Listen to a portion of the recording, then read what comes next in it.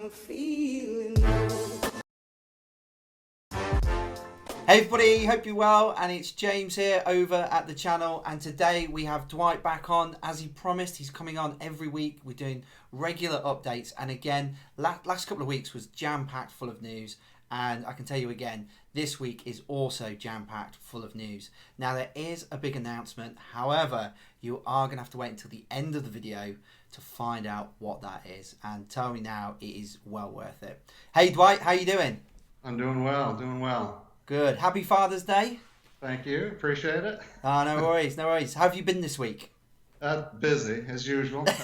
We've had a lot of stuff going on. There's a good amount of announcements that are out there that we'll talk about. That's good news. There's a lot of stuff that we've been working on the backside that we're going to get to announce over the next week and two, three, and we're kind of building up that pool full of cool stuff to announce. We're trying to leak them out a little bit at a time, but yeah, busy. It's been a great week. I mean, look at the charts. That's all you got to say. Yeah, it's been very good indeed. Now we've today we got quite a few questions still from the community, so we're going to run through them, and then we'll run through some sort of key things that you want to talk through with the community, which are really cool.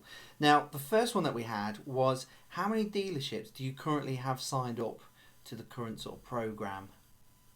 So the digital track, we do have some dealers signed up. We've got a couple of dealer groups, which are kind of nice because they pull in, a whole bunch of dealers, like 50 at a time, that are on the project. We aren't going to describe or discuss that a whole lot right now because that's actually going to be one of these announcements that we end up doing. Right now, like I've kind of told everybody, it really is kind of invite only. We're just about to the point where we're ready to hit the entire U.S. I mean, right now it's been pretty targeted to the Georgia markets.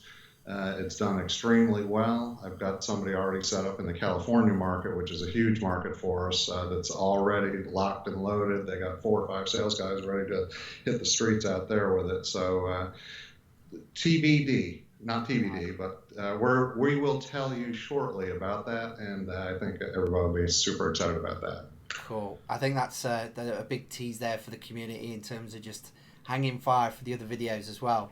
How are you getting on with terms of progress for the actual KRIOS site itself?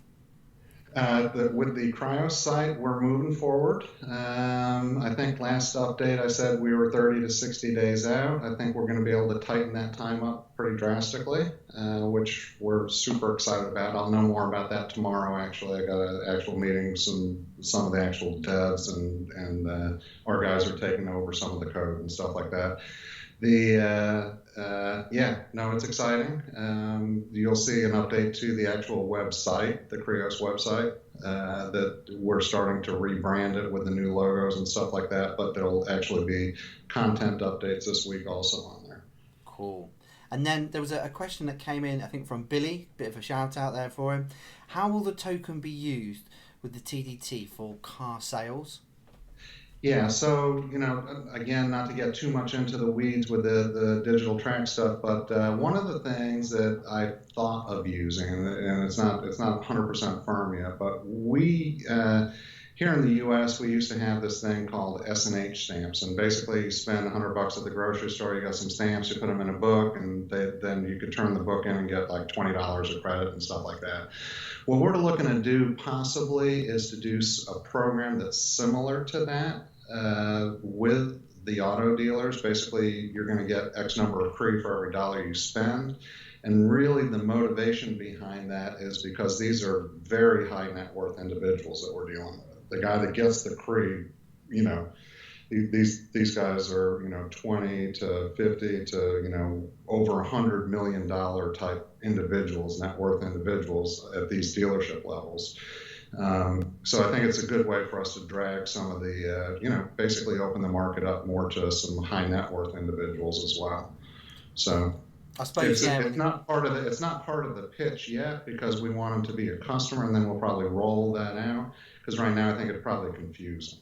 Hey, what's CRI? Okay, well now we're talking about CRI. We're not talking about what the digital track does for you.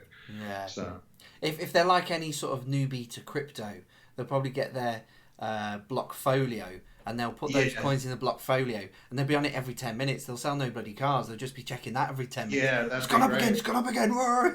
Yeah, exactly. I mean, if you look at like the 7-day numbers on Coin Market Cap, it's like, damn. It's like, all right, yeah, they won't be Going selling places. cars anymore. They'll be investing in Cree. And the other one that came in was just about the team that you have now. What's their sort of crypto background? What sort of things have they been involved in? Yeah, so I think I mentioned in one of the conversations that we had that I've got kind of a team that works for me. They're what I consider one percenters. They're kind of the best of the best. I don't know if anybody understands. I don't think I have it on my LinkedIn because that's another kind of under the radar business I have. But I own a company called Quantum Crypto Logic, which is actually a hedge fund here in Georgia. That has written, my programmers have written bots and stuff that do high-speed trading. When we first started, we did a lot with Binance. Binance, I think, realized what we were doing and kind of took it internally and took it away from us. But we were doing, I think our biggest day, we traded like $17 million worth of Bitcoin.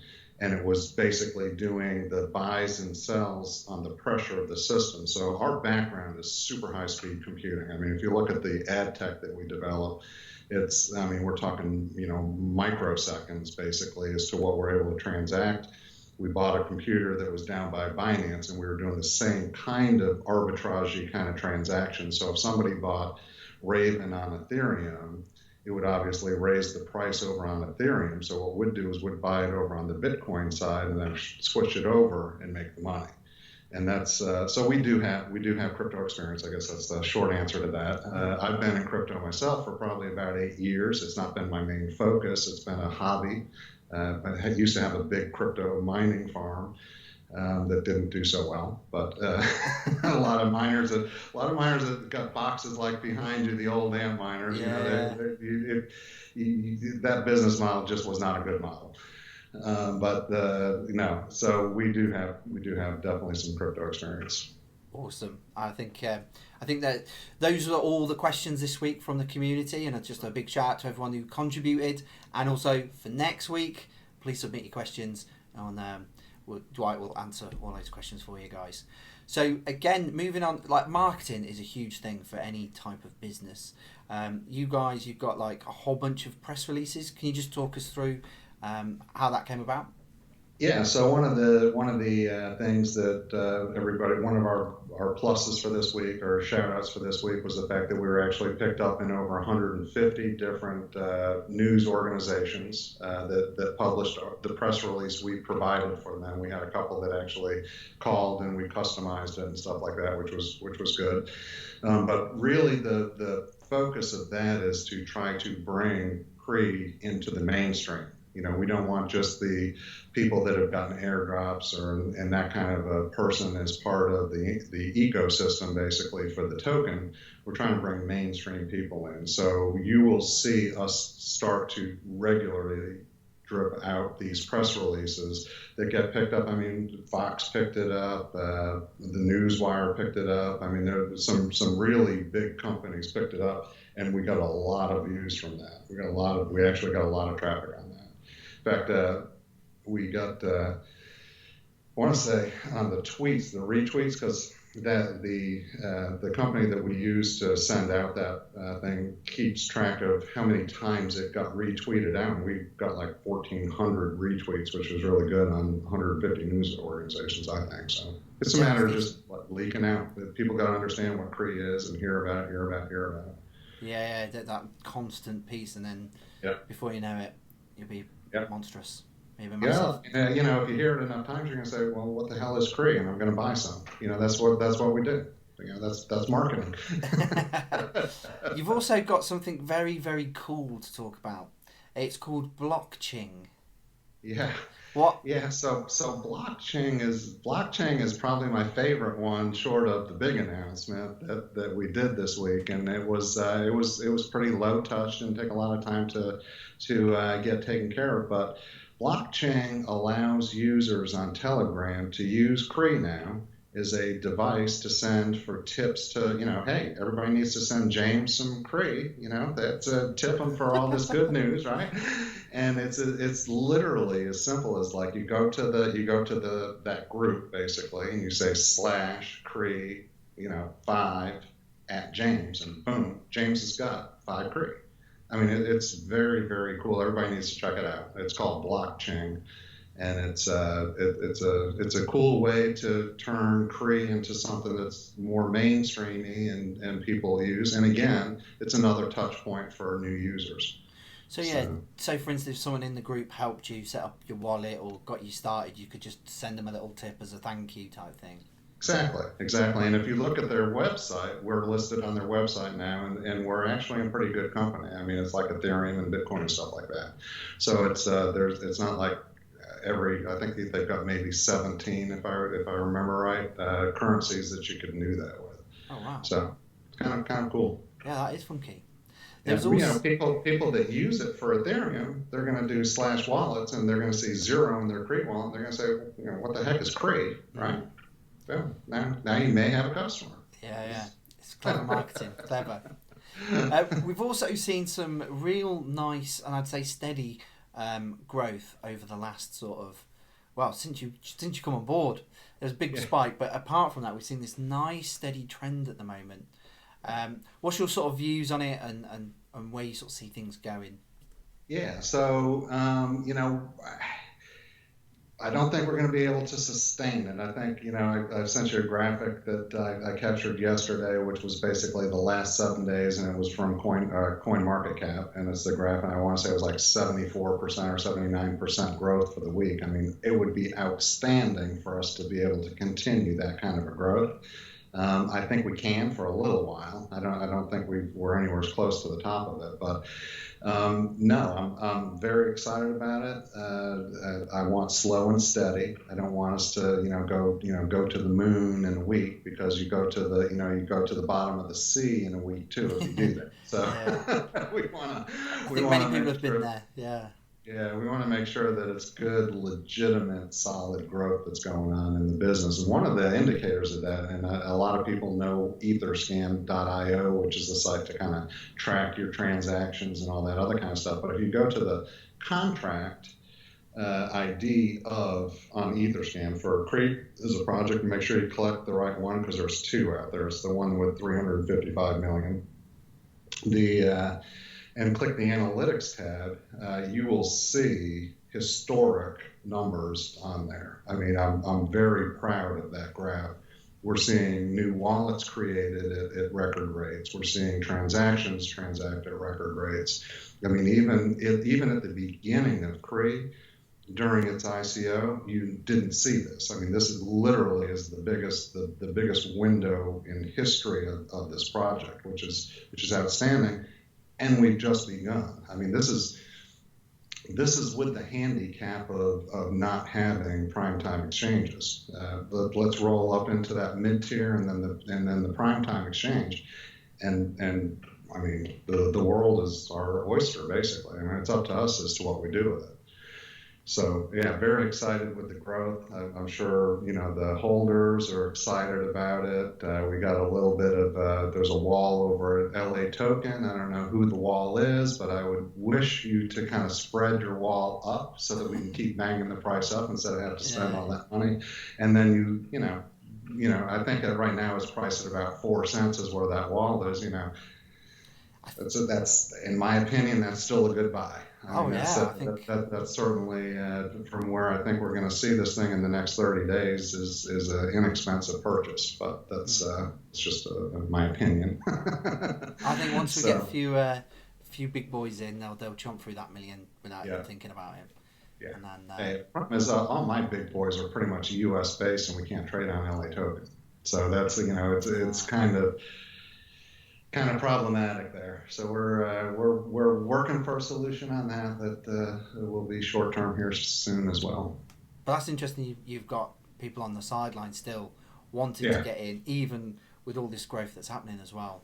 That's Yeah, really no, positive. I've got personal friends that are high net worth people that have, you know, lots of zeros to what they're wanting to invest in this project, but they're unwilling to go through the KYC process that Crypto Bridge has in place right now. I mean, they're pretty draconian as to what they're asking some of these guys to do, and you know, they'll call me up and they'll say, Dwight, I am not taking a picture of my bank statement with my address on it. You know, that's what they've asked for. That I'm out. You know, until you fix that problem, I'm not going to do anything. So we're working through some solutions on that. So Ah, that's very, very interesting. I think the community will be yeah, very impressed by that. yeah, Now, you have a very big announcement to make, and I'm going to hand it over to you, Dwight. yeah, we do. So one of the things that's probably most important in the development of a company, if anybody's looked at how companies grow, is by surrounding yourself with outstanding individuals. You know, my some of the wisdom my dad was an entrepreneur in the nursing home industry here. And he always told me, he said, Dwight, he said, never be afraid of surrounding yourself with people better than yourself. He says that it will only push you up. Well, I'm here to announce that we've been able to acquire a COO for the company that makes my resume look like I'm a dishwasher. So very proud to say that Joe Orlando has joined the team. My plan is to allow him probably a few minutes next week on our blog to kind of do his introduction and stuff like that. But he's the real deal. I mean, he was a senior director of Price Cooper Waterhouse for a few years. He was the marketing guy for Motorola for a few years. I mean, he has got the real deal. Has a good cybersecurity background, which is what a project like this is. It's important to us, obviously, to secure everything. So super excited. I mean, I can't. I've known Joe for probably 25 years now. Back when I had that company with the satellites up in space, he was one of the providers that we did local drops with, a company called NetRail. But yeah, super good guy. I mean, I can't tell you how excited I am about it. And sort of, obviously, sounds like he's got a fantastic background. So, what are the benefits in terms of what he will bring to the project in terms?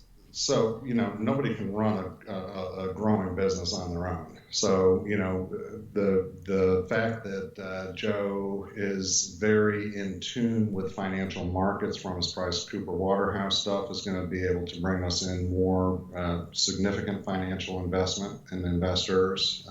He's going to be able to take a lot of the load off of me when it comes to dealing with like the development teams and stuff like that as to where the project's going.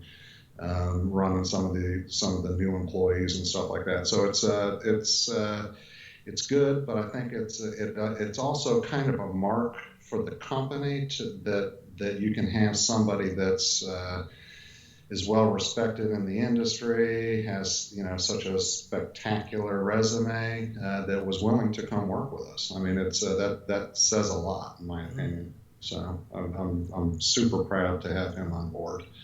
Awesome. I know it sounds like it's a great addition. I know that there'll be other announcements, other people that will be coming into the project as you grow. Looking for a good CFO now, just so people know. You know, you got to build that C stack out as we move forward. These are requirements for the securities listings. That you know, that it's not really. It doesn't look like a privately held company, even though we are technically a privately held company. We're operating as if we're not. So. And I think that should give some consolation to the holders of CRI that you know that we're going to run this like a real business. This is going to be a good brick and mortar kind of business look. So, and I think that will give people a lot of confidence in terms of that it's being done properly in that sense. That bringing the structure in, creating sort of and I think you mentioned it a few weeks ago, like that solid foundation first, and then to build up. Yeah, and that's what we need. And Joe certainly is a big part of that solid foundation. Like I say, you guys look at his resume. He's on LinkedIn. I'll give you the post. I'll put the link in below. Yeah, so people check him out. He like I say, he's going to bring a lot to the business, a lot more momentum than even I have, which is good. So as we grow this thing, it's going to be exciting. We've got a lot of big plans for this thing. We've been approached by some other companies for us to come in and acquire them. Joe's perfect at that. He's done a lot of biz dev deals, so he'll be able to take that off my back and stuff, which is good, and probably do a better job at it.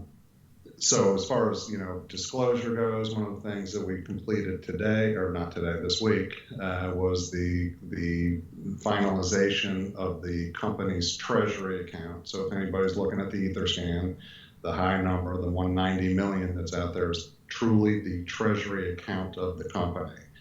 So, as a promise, being the CEO of the business to everybody out there, that is the Treasury. It does not receive dividends. It does not receive anything. Movement, we don't sell it. We're not going to liquidate the stock with that. This is the number that CoinMarketCap's been asking me for a week now, to come and say these accounts will be active, these accounts will not be active. So we've been able to wrangle them all together.